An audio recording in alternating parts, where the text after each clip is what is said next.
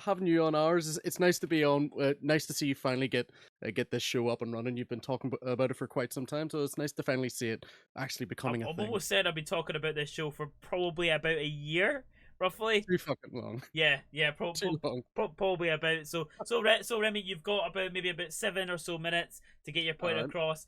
Don't be boring. See, the one thing I want to say is I don't know whether to have an opinion as a Livingston fan or a Manchester United fan, because do you remember the match you and I watched, Ross County? Yes. That's the most fun I've had watching a football match since Rangnick has taken over. Like, I genuinely do not give a shit about what happens to Manchester United right now. There's just no passion. There's no love. There's like the fans are almost like slowly realizing that, oh shit, maybe it wasn't all Ole's fault. Yeah, no, Like, absolutely. I mean, it's been brought up multiple times on the likes of Talk Sport and stuff like that. That the manager isn't the problem. The problem at the moment fucking backroom in the players. yeah, absolutely, absolutely. I mean, for you personally at the moment, what would you say is the biggest issue at the moment? Would you say it's one in particular player? Would you Ronaldo. say Ronaldo? You think Ronaldo's the problem? Like both you and Andy were very, very, very aware of my opinions on it when it was first announced that it would be happening, and I, to me, that was just a step in the wrong fucking direction. Like, yes, greatest of all time. I don't like saying that because I don't like him, but he is the greatest of all time. Very, very But controversial opinion that one that you don't like Ronaldo. I can't stand him. I never could. The same reason why I don't like Paul Pogba. I don't like the showboaty, like unnecessary crap that they do on the pitch. Mm. But for me, like signing Ronaldo was a step in the wrong direction. That was looking to the past to try and fix a problem that he's not going to be around long enough to fix. Like, it was a mistake, and I think it was a case of like, was that a signing to buy Ole more time? Because like bringing Ronaldo back for obviously for a lot of fans Mhm. was a very much a Hail Mary move that so many people have wanted to see for so many years, because Mhm. you heard every transfer window you heard about it, like, oh, Ronaldo's coming back, but this time it actually happened, and Yeah, then no, slowly absolutely. realizing he was too much of an ego. It was talked about for a long, long time about whether Yeah. or not it was going to happen for Ronaldo, and obviously the fact he's back, the fact you had Sancho as well coming in.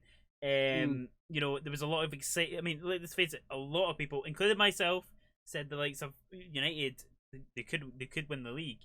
No, like myself included. Like, see, for the first couple of weeks of the season, like I genuinely thought Manchester United were title contenders. Like, Mhm. I really, I really, really did. The football we were playing, just everything seemed to gel together. And I don't know. Well, we do know what happened. Like, having, it's like Bruno's essentially been made a non player. Like, Mhm. he's still obviously playing, but he was Ole's go to man. Mhm. He like felt like he was valuable. Like, we had a problem, we went to him to fix it. As soon Mhm. as Ronaldo's come in, it's like he's been completely stripped of his personality, his vigor. He's very much not in the same mindset that he was like before Ronaldo came. And Mhm. having such a massive ego like that in the back room, like the fact that he wasn't even in the team's WhatsApp group, like he wasn't talking to the That players. He was we got to be careful with stuff like that because that is that necessarily confirmed or is that more speculation? Because WhatsApp groups are very very kind of it's they get talked about, but it's whether or not these things actually even still happen now. Because I obviously I know a couple of players myself, and some clubs don't allow WhatsApp groups, for example, okay, fair enough. because of That I the didn't know. issues with the likes of leaks and Mm. kind of general journalism and the fact phone hacks and whatnot. So a lot of them don't allow WhatsApp groups as a thing. So we got to be careful, kind of stuff. Whenever media comes out with WhatsApp groups and that, I'm Yeah. very No, yeah, that's mm, fair. yeah. No, I actually agree with what Reese said in the chat there. Like, we Mm, didn't need Ronaldo. We finished second last year. mhm. I mean, like, I think clearly he Sancho wasn't was a needed. necessary signing. I think he Not was. Sancho was a necessary signing, but he was Mhm. put to like he's only now, like, in the last month, getting a chance, and Mhm. that's like he's because of the clout essentially that Ronaldo Mhm. has. Like, Sancho's not going to get into that team ahead of him, Yeah. and obviously losing another. player.